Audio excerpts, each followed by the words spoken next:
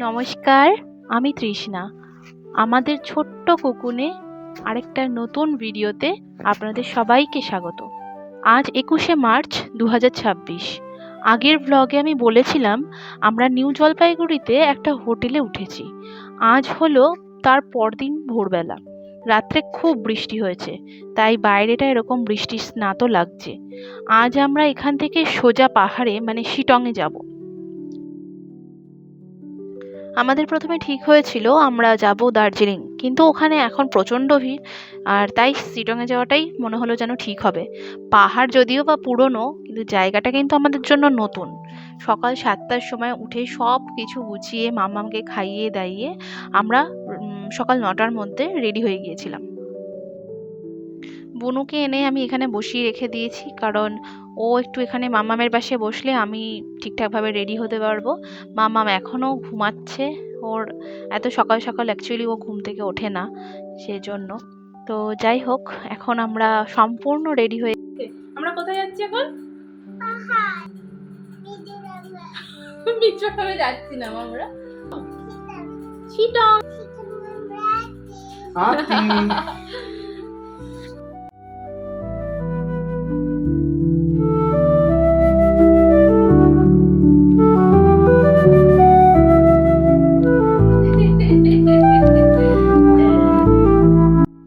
এই মুহূর্তে আমরা সবাই রেডি হয়ে নিচে নেমে চলে এসেছি।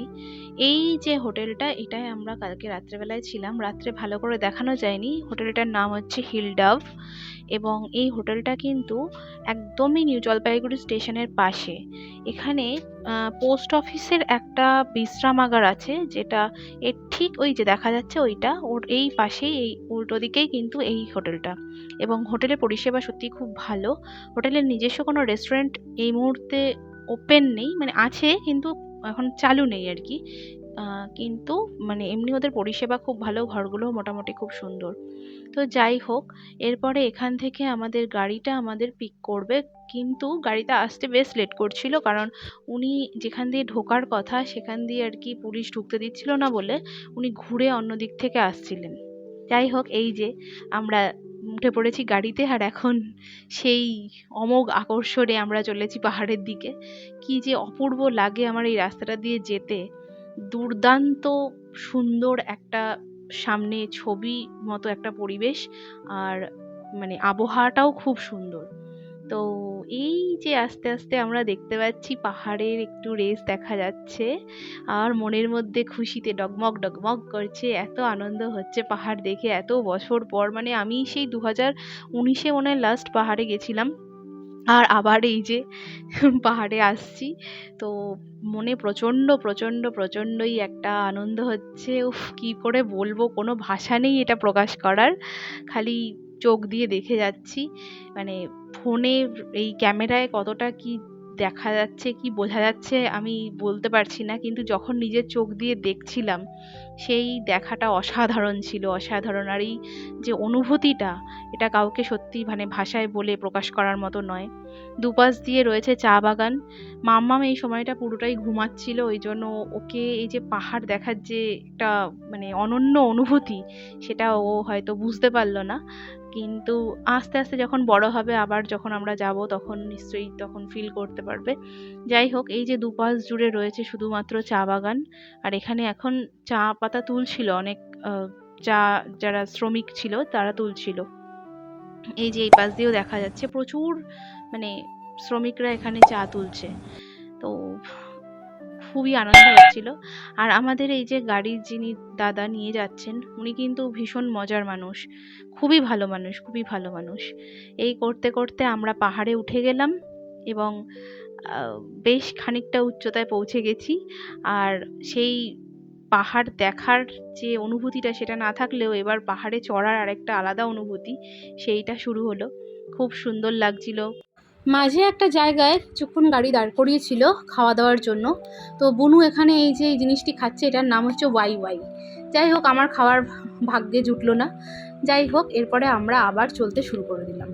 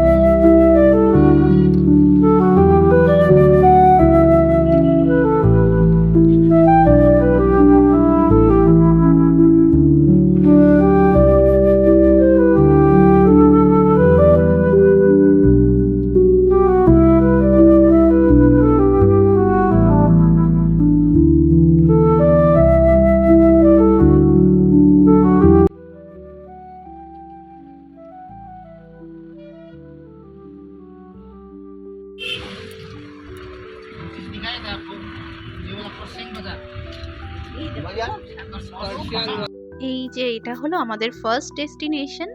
একে হনুমান টপ আর হনুমান টক দুটোই বলে। এটা কিন্তু দার্জিলিং ডিস্ট্রিক্টের মধ্যেই পড়ে। আর হনুমানজির যে মূর্তিটা, এটা কিন্তু 40 ফুট উঁচু। আর এখান থেকে এই যে লেখা আছে আই লাভ কার্শিয়াং, এখান থেকে কিন্তু কাঞ্চনজঙ্ঘার একটা প্যানারোমিক ভিউ দেখা যায়। আর এখানে আশেপাশে খুব সুন্দর টি গার্ডেন, এই যে দেখাই যাচ্ছে চারপাশে টি গার্ডেন রয়েছে।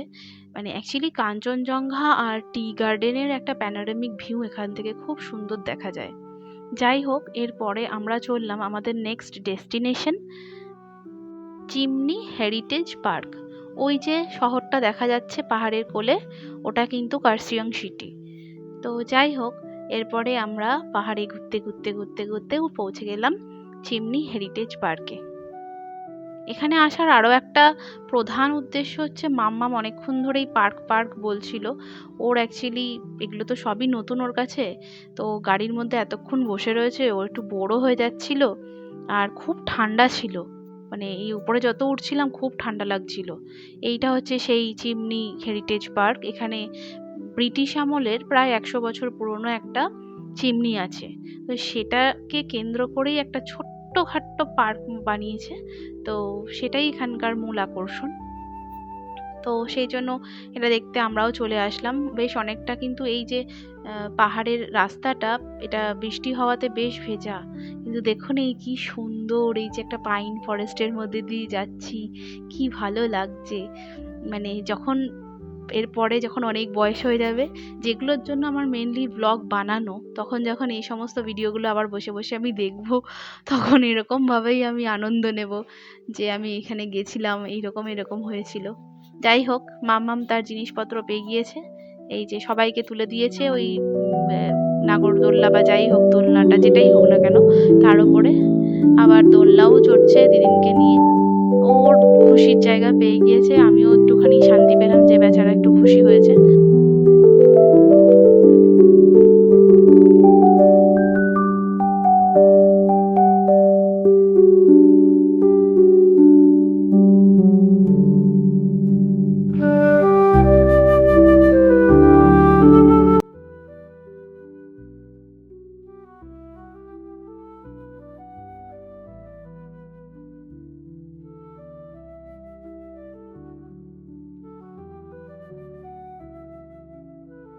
এবার আসি আজকের ভিডিওর যে মূল বিষয়বস্তু সেইখানটায়।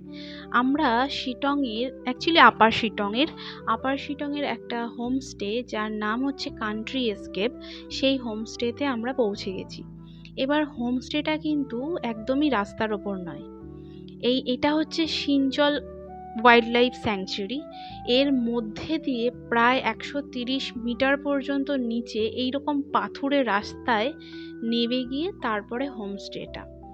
তো এখানে নামার আগে বা এখানে পৌঁছানোর আগে আমাদের গাড়িটা প্রায় 10-15 মিনিট লাগবে, এতটা রাস্তা আগে আমাদের গাড়িটা কিন্তু খারাপ হয়ে গিয়েছিল। এবং স্টিয়ারিং ফ্রি হয়ে গেছিলো। তো কোনোভাবেই মানে স্টিয়ারিং নাড়ালেও চাকাগুলো মুভ করছিল না। তো মানে ভগবানের অশেষ আশীর্বাদ বা কৃপা যে আমাদের এমন একটা জায়গায় হয়েছিল যেখানে কোনো মোড় বা ওরকম বিপজ্জনক জায়গা নয়।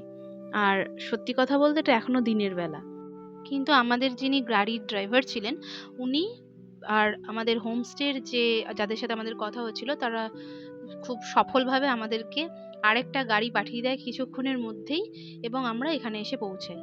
আর এখানে এসে প্রথমেই এই যে সুন্দর প্রাকৃতিক একটা মন মুগ্ধ করা দৃশ্য, মানে কোনোদিন আমি জীবনে কোনোদিনই যতদিন বেঁচে থাকবো ততদিন মনে থাকবে। এত সুন্দর একটা দৃশ্য, আমি এতবার পাহাড়ে এসেছি কিন্তু কখনো এত সুন্দর দৃশ্য উপভোগ করিনি। আর এই যে হরিণগুলো এসেই আমরা দেখতে পেয়েছি, এসেই সাথে সাথে দেখতে পেয়েছিলাম, এগুলো হচ্ছে বার্কিং ডিয়ার। এটা কিন্তু সিনচল ওয়াইল্ড লাইফ স্যাংচুয়ারির পার্ট, এবং এখানে এরকম প্রত্যেক মুহূর্তেই কিছু না কিছু দেখা যাচ্ছে, নয় পাখি, নয় হরিণ, নয় কোনো মথ, কিছু না কিছু এখানে দেখতে পাবেনই আসলে। আমরা যখন নামছিলাম ওই রাস্তাটা দিয়ে, ওখানে যে এখানকার ম্যানেজার, তার নাম বিশ্বজিৎ, তো উনি বলছিলেন যে এখানে দিন 15 আগেই লেপার্ডের একটা স্ক্র্যাচ একটা গাছের মধ্যে দেখতে পাওয়া গিয়েছে, এবং সে আমাদেরকে দেখালোও সেটা। আমি এইখানে তো দেখাতে পাচ্ছি না, কিন্তু আমি ছবি তুলে রেখেছি, পারলে আমি পরে এটা অ্যাটাচ করে দেবো। আর এখানে লেপার্ড, ব্ল্যাক প্যান্থার সবই রয়েছে, কিন্তু চোখের সামনে তো দেখাটা মানে দরকারও নেই দেখার চোখের সামনে। তো যাই হোক, অসম্ভব সুন্দর একটা প্রাকৃতিক পরিবেশ, খুবই ভালো মনোরম একটা আহ, মানে আবহাওয়াও ছিল। তো যাই হোক, আমরা আসার সাথে সাথেই মানে একবারের জন্য মনে হয়নি যে আমরা কোনো আহ, মানে কোথাও ঘুরতে এসেছি। খুব মানে বাড়ির মতো একটা ফিলিংস আসছিল, যে কারোর বাড়িতে হয়তো এসেছি। দার্জিলিং এর যে মানে জনবহুল একটা জায়গা, মানে এত আহ, হই হট্টগোল, এত জনসমাগম, সেই রকম একটা জায়গা ছেড়ে আমরা এখানে আসার আগে আমি তো ভাবছিলাম যে মানে জানি না কেমন হবে, কিন্তু যখন এসে পৌঁছালাম এবং ফার্স্ট যে ইমপ্রেশন হলো, সেটাতেই আমার মন ভরে গিয়েছে। মানে এক ফোঁটাও কোনো ক্ষতি করিনি এখানে এসে।